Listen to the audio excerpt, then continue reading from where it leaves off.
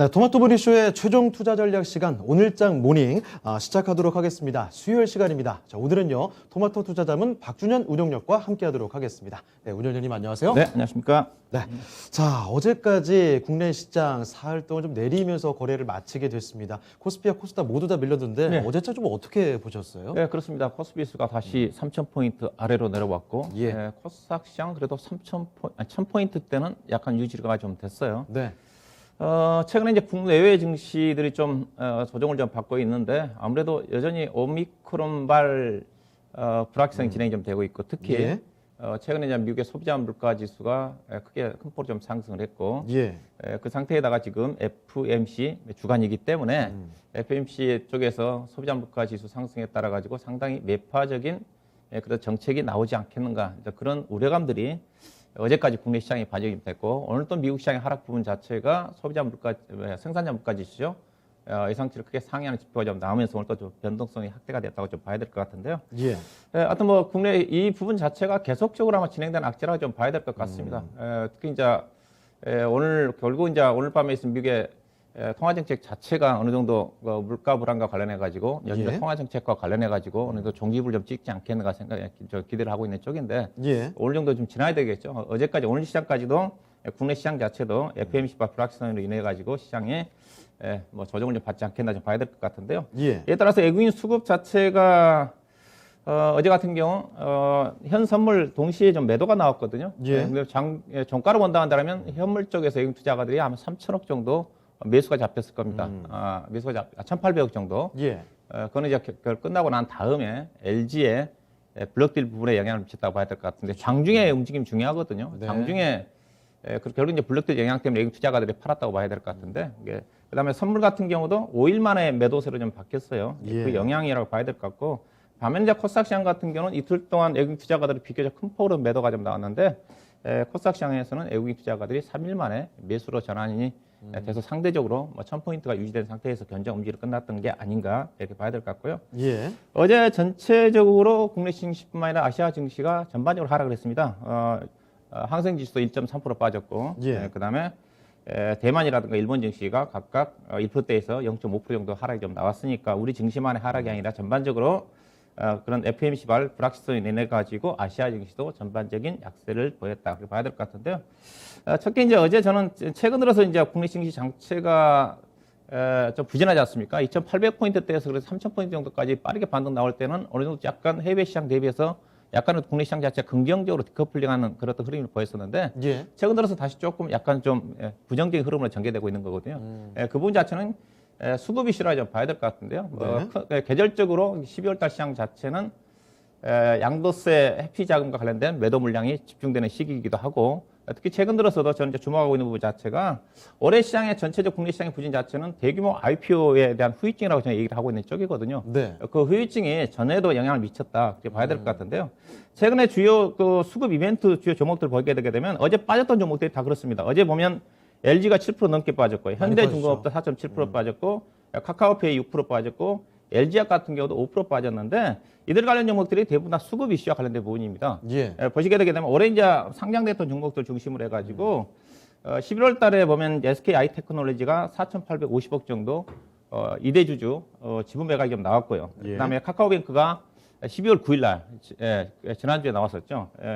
넷마블 보유 지분 약 5,100억 정도가 좀 매도가 나왔다 봐야 돼. 그다음에 카카오페이 같은 경우 어제도 네. 부진했던 것 자체가 대표이사를 중심으로 임직원들이 제 주식을 팔고 있어요. 40만 주 팔았더라고요. 주가 계속 내리더라고요. 예, 그런 영향을 봐야 될 것 같은데, 그다음에 이제 LG 같은 경우 어제 이제 직격탄을 맞았다 봐야 될 것 같은데, 그렇죠. 어제 이제 LG LX 홀딩스 회장 구본준 씨가 계열 분리 차원에서 네. 지분을 7.12에서 한 4.12% 정도 줄였거든요. 그 영향을 어제 이제 시장에 받았다 보시면 될 것 같습니다. 그룹주들 다 위청거리더라고요. 예, 그다음에 향후에 이제 마지막 이제 올해 이벤트 자체가 현대중공업이 올해 IPO 했던 부분 자체가 3개월 보호 예수가 끝납니다. 네. 17일부터 좀 매도 물량이 나올 거라는 전망인데, 이것도 이제 부정적인 영향을 미친다 봐야 될 것 같은데, 예. 이게 왜 부정적이냐면 이 주식을 사기 위해서 다른 주식을 판다는 겁니다. 앞서 얘기했다시피 어제 같은 경우도 종가상으로 외국인 투자가들이 1,800 매수가 입됐지만 장중에 3,800을 팔았거든요. 결국 네. 무슨 말이냐? 이 LG를 사기 위해서 결국 LG를 보니까 외국인 투자가들 일부 기관 투자가들이 가져갔거든요. 예. 다른 주식을 판다는 겁니다. 전체 캐파 자체는 늘리기 어려운 상태에서 이런 때 블록들이 관련된 물량이 나온다 한다면 다른 여타 종목들이 피해를 보게 되거든요. 예. 앞으로 이런 것들이 아마 계속적으로 시장의 이슈가 좀 되지 않겠는가 좀 봐야 될 것 같고, LG화학 같은 경우도 그런 영향이 있다고 좀 보시면 될까. 수급 이슈는 아니지만은 예. 내년도에 LG에너지솔루션이 지금 대규모 IPO를 예정하고 있지 않습니까? 1월 18, 19일 정도에서. 네. 결국 이제 LG화학을 팔아가지고 LG에너지솔루션을 지금 청약하려고 하는 그런 자금을 기관하고 애금 투자가도 준비하고 있는 게 아닌가. 결국 내년도도 지금 1월 달에 LG에너지솔루션이라든가 그다음에 2월 달에 현대엔지니어라든가 대규모 IPO가 얘기하고 있기 때문에 올해도 예. 이런 수급 이슈 때문에 상당히 부담을 느꼈던 건데 아마 내년도도 이런 대규모 IPO와 관련된 후유증 자체가 시장의 수급 불안 요인으로 작용하지 않겠는가. 그렇게 좀 예상해 볼 수가 있을 것 같고요. 예. 그래서 어제 전체적으로 뭐 이런 어떤 영향을 좀 많이 받았던 것 같고요. 그래서 코스피 같은 경우는 어제 뭐 제약업종이 한 1.8% 정도 상승을 했고, 그 다음에 음식업종이 CJ 제일제당 중심으로 흐름이 좀 괜찮았다고 봐야 될 것 같고요. 그 다음에 예. LG화학 주가 하락에 따라 가지고 화학업종이 비교적 1.6% 빠졌고, 그 다음에 두산중공업 하락에 영향해서 기계업종이 비교적 상대적으로 하락이 좀 나왔다고 봐야 될 것 같고요. 코스닥 시장 같은 경우는 전반적으로 약세를 보였었는데 오미크론 영향 때문에 백신이라든가 일부 제약업종, 그 다음에 리비안 관련 또 종목들 중심의 제한적인 종목 장세 전개됐고, 반면에 뭐 2차전지라든가 게임 관련 종목들이 여전히 부진한 흐름이 전개됐다고 좀 봐야 될 것 같은데요. 어제 주요 종목들 특징 종목 몇몇 종목 좀 보게 되면 일단은 음식업종이 어제 업종 지수 가장 많이 떴다고 그랬었는데 대표적으로 CJ 제일제당입니다.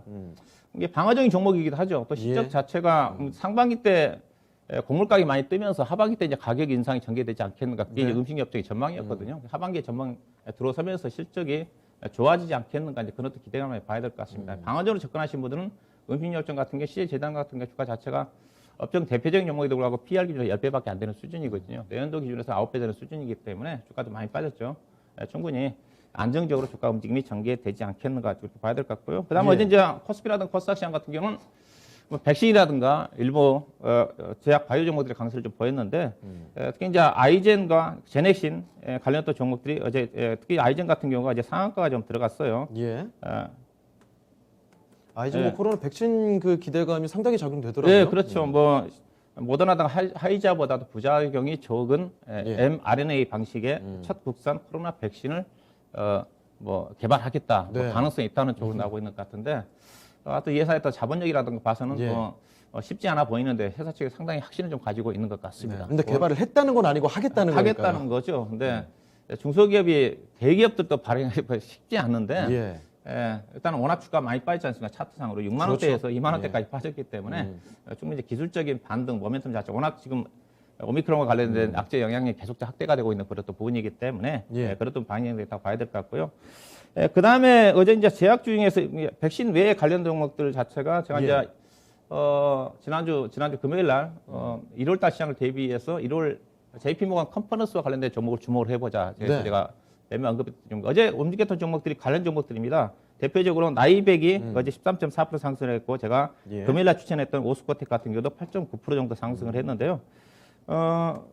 그 외에 이제 관련된 종목들이 컨퍼런스 관련 종목들을 보게 되면 올릭스, 메디팩트, 네오이뮨텍, 파맵신 관련 종목들이 다 1월 달에 있을 JP모건 컨퍼런스 관련 종목들이 있거든요. 관련 종목들이 다 강세를 보였어요. 그래서 예. 시장 자체가 지난주부터 시장 자체가 지지부진하다 보니까 내년도 1월 달 시장으로 관심이 쏠리고 있다. 그런 관점에서 제가 시장을 얘기하고 있는 쪽인데 그런 어떤 흐름이 어제 시장의 특징이었다 좀 봐야 될 것 같고요. 그다음에 어제 에코캡이라는 주식이 앞서기 또 상한가에 들어갔는데 뭐 리비안 관련 종목이기도 하지만은 뭐 최근 LG 엘렉트로가 전기차 부품의 배터리 생산에 착수했다. 그렇던 재료도 주가가 반영됐던 것 같습니다. 이 종목 같은 경우 제가 보기에는 뭐 재무 내용이라든가 매출액을 봐서는 그런 요구는 아닌 것 같은데 그런 또 재료가 반영이 되고 있는 게 요즘 시장의 특징이라고 좀 봐야 될 것 같고요.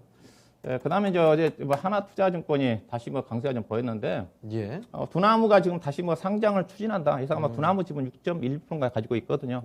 두나무는 또 어피트를 운영하고 있는 회사이기 때문에 그랬던 기대감이 어제 주가에 반영된 것 같고요. 그다음에 마지막으로 보면 KG 모빌리언스가 주가 급등이죠.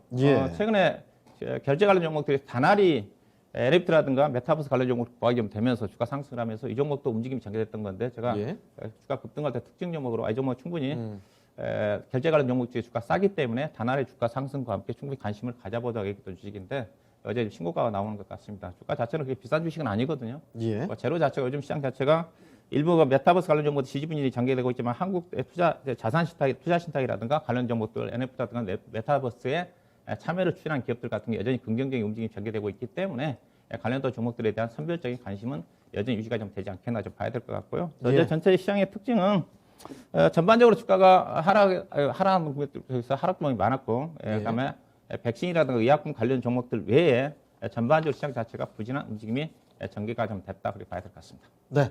어제장 특징을 좀 살펴보면서 최근에 그 지수가 좀 지지부진한 그 이유에 대한 분석들을 좀 자세하게 나눠봤는데요.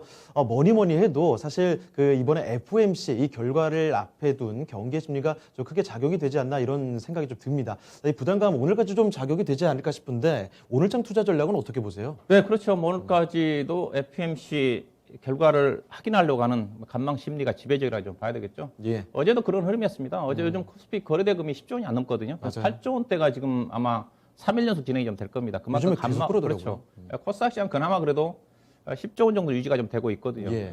코스피 거래대금이 8조 원이라는 자체는 거의 올해 연초 이후에 뭐 10조 원 아래로 내려간 적이 별로 없었으니까 예. 3일 연속 지금 8조 원대라는 것 자체는 다들 관망을 하고 있다. 그렇게 좀 봐야 될 것 같은데요. 결국은 오늘 이후에 내일이죠. 내일 뭐 결국 우리 시장 이제 아침에 FOMC 결과를 좀 확인을 할 것 같은데 예. 내일 흐름부터 좀 중요하다고 좀 봐야 될 것 같습니다. 내일 어떻게 FOMC 발이 어떻게 나오고 또 발표 이후에 어떤 식으로 시장에 영향을 미칠지가 다들 관심 사항인데 예. 일단은 뭐 오늘 뭐 생산자 물가 지표가 예상치보다 높게 나왔다고 그래가지고 변동성이 확대가 됐지만은 충분히 예상할 수 있는 그런 또 부분이거든요. 왜냐하면 소비자 물가 지표가 높게 나왔고 그 앞서서 중국의 생산자 물가 지표도 소비자 물가 지표는 예상치보다 낮게 나왔지만 소비자 물가 지표, 생산자 물가 지표는 중국 같은 게 상당히 높게 나왔거든요. 예. 최근에 공급난 이슈와 관련해 가지고 생산자 물가 지표 자체는 어느 정도 높게 나올 거라고 예상했던 부분인데 시장에서는 약간 상당히 변동성이 확대가 된 것 같습니다. 다만 낙상 시장 같은 경우 2%대 하락했다가 낙폭을 좀 줄인 상태에서 끝났거든요.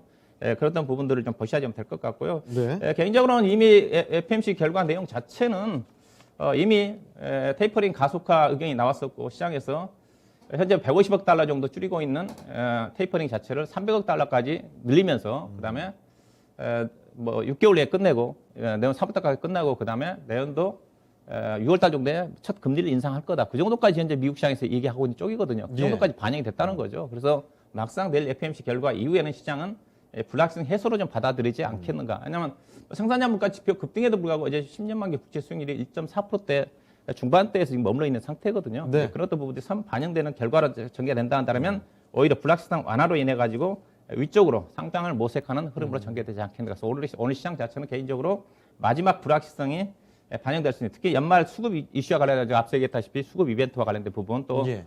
일부 코스닥 시장 관련된 종목들 대주주 양도세 회피 자금과 관련된 매도 물량 자체가 이번 주에 거의 정점이 될 가능성이 큽니다. 예. 실제로 다음 주부터는 내년도 시장 넘어가기 때문에 미리 매도했던 분들 같은 게 이제 서서히 매수가 들어올 수 있는 그런 부분들이거든요. 특히 이제 올해 같은 경우 배당 수익률이 상당히 높기 때문에 코스피 시장 같은 경우는 비차익을 중심으로 해서 프로그램 매수가 유입될 가능성이 크다는 그런 부분들을 좀 보셔야 좀 될 것 같고요. 예.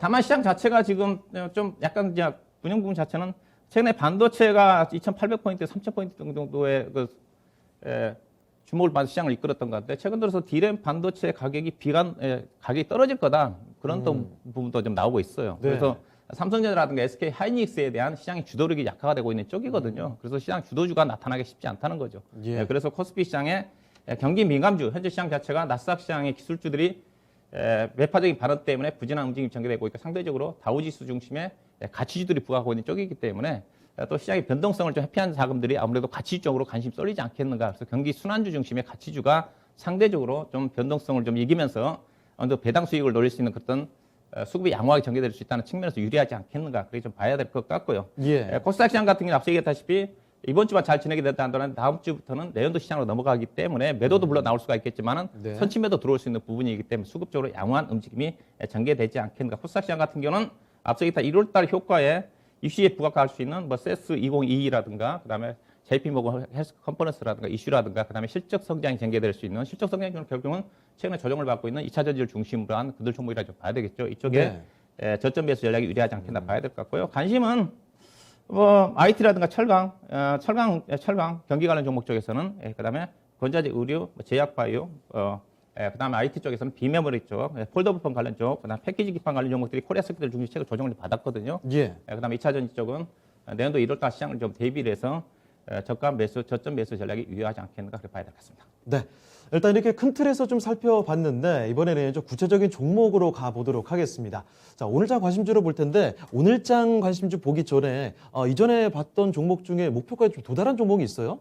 네, 세계 하이테크인 것 같은데요. 예. 세계 하이테크는 제가 11월 아마 중순 정도에 언급했던 주식인데요. 목표 주가 28,000원 잡아드렸던 건데 예. 일단 완만하게 상승한 것 같습니다. 이 종목은 제가 지난 8월 달에도 아마 저점에 잘 잡아들여서 32,000원까지 급등했다가 최근 조정이 좀 나와서 다시 언급했던 주식인데요. 예. 앞서 얘기했다시피 폴더폰은 여전히 관심입니다. CES2022 쪽에 올해 주목할 IT 쪽은 별다른 게 없어요. 네. OLED 외에 이제 삼성전자 같은 경우는 CES2022에서 혁신상을 4개인가 수상했는데 그중에서 폴더폰이 포함이 좀 돼 있거든요. 폴더폰에 여전히 미국 시장에서 판매 동향 자체가 괜찮기 때문에 세계 하이테크 충분히 추가적인 상승이 가능할 것 같고요. 일단 예. 목표 주가를 내년도 1월달 기준에서 직전 고점 근처인 32,000원 정도까지 보시면 될 것 같고 추가 매수는 개인적으로 네. 폴더폰 쪽은 이제 상대적으로 부진했던 KH바텍이라든가 KH바텍이 부진하죠. 그다음에 파인테크니러스라든가 관련 종목 쪽에도 함께 관심을 가져볼 필요가 있지 않겠는가. 세경 하이텍 보유하고 계신 분들은 예. 좀 더 내년도 1월달까지 모멘텀이 괜찮으니까 32,000원까지 보시고 파인테크니러스라든가 KH바텍도 추가적으로 관심 가져보자 그렇게 말씀드리겠습니다. 네, 추가 상승 여력까지도 설명을 해 주셨습니다. 자, 그러면 오늘 장에서도 목표가에 좀 도달할 만한 강한 종목이 있는지 한번 살펴보도록 할 텐데 오늘 장 관심주는 어떤 종목일까요? 네, 오늘장 관심주는 이제 코스피 쪽에서 앞서 얘기했다시피 예. 반도체 쪽의 시장의 주도력이 약화가 좀 되고 있기 때문에 네. 다른 쪽에 이제 순환매를 노려해 본다 한다면 경기 관련 종목 쪽에 관심을 가져볼 부분 자체가 철강업종인 것 같아가지고요. 예. 철강업종에서 관심 종목을 한 종목 보도록 하겠습니다. 어떤 종목인가요? 일단은 철강 같은 게 중국의 정책이 중요하거든요. 최근에 예. 중국이 이제 지난 10일 날인가요? 중국 경제 공작 회의가 끝났습니다. 경제 정책이 약간 좀 변화의 또 시그널이 좀 나왔거든요. 그 전에 지급 준비일도 좀 인하를 좀 했고 철강작 자체가 그동안 중국 같은 경우는 철강업종 중심으로 주요 규제 정책을 좀 많이 썼거든요. 예. 규제 정책을 많이 썼는데 규제에서 이제 좀 안정적인 쪽으로 좀 바뀌어가는 그런 어떤 흐름인 것 같고요.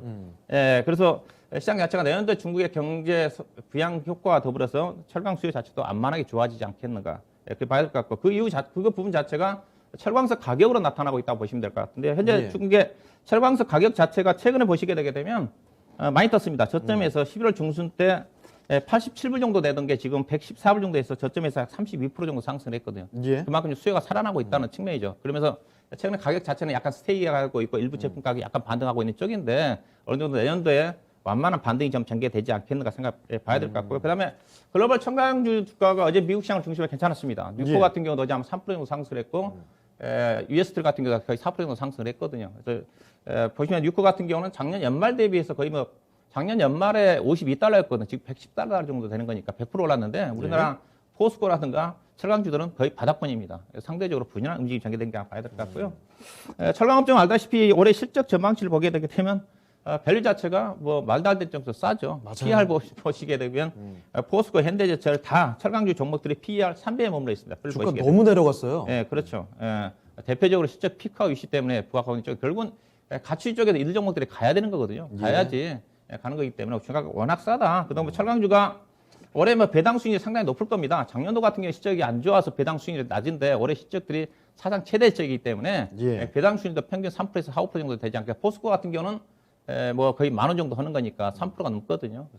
그래서 어느 정도 안정적인 배당 수익도 기대해 봐야 될 것 같고요. 그 중에서 한 종목은 동국제강을 보도록 하겠습니다. 아, 동국제가 꼽아주신 이유는요? 예, 동국제강은 제가 다시 오래간만에 네. 얘기하고 있는 쪽인데 올해 3월 달에 제가 이제 11,000원부터 얘기했던 주식이거든요. 그러고 예. 난 다음에 27,000원까지 상승했다가 또 이 종목 제가 18,000원대도 언급했던 주식인데 18,000원대 산 사람도 좀 빠졌을 것 같고요. 빠졌을 것 같은데 동국제강은 본래 이제 주역 제품 자체가 봉연강입니다. 봉연강 자체는 중국의 저가 물량이 안 들어오면서 상당히 안정적이에요. 가격 자체가. 그래서 실적 자체는 내년도도 건설 쪽에 관련된 부분 자체는 나쁘지 않을 것 같기 때문에 예. 무난하게 좋지 않겠다는 쪽이고 그다음에 회사가 실적 종목 자체가 칼라강판 쪽이거든요.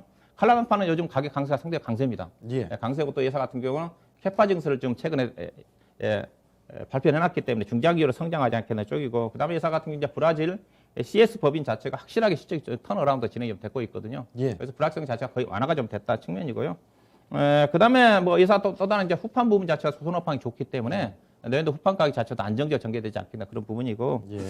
뭐 3분기 때 예상 영업이익 2,900억 정도 나왔는데 아마 4분기 때는 영업이익이 한 2,200억 정도까지 떨어질 겁니다. 그렇다 하더라도 앞서 있다 PR 3배밖에 안 되는 수준 사상 최대적이라는 측면을 보셔야 될 것 같고요.